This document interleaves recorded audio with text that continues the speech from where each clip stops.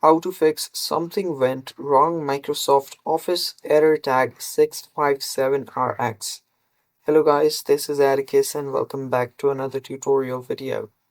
Today's video is about how you can fix Microsoft Office error tag 657RX. Now before we begin with that, if you guys are new to our channel, head down below and hit the subscribe button so you don't miss out on our future videos. Also press the bell icon so you get notified when we release our new videos.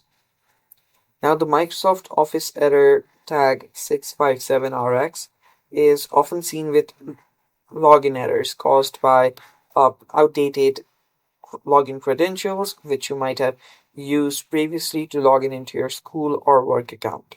So to fix this, first of all, you'll need to open up your settings. After you on your settings, simply head over to the account option on the left hand side. You'll find it right here.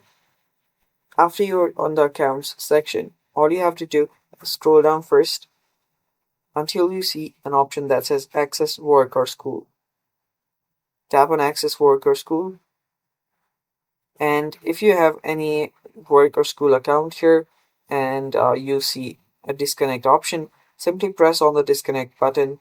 So here you can see disconnect option.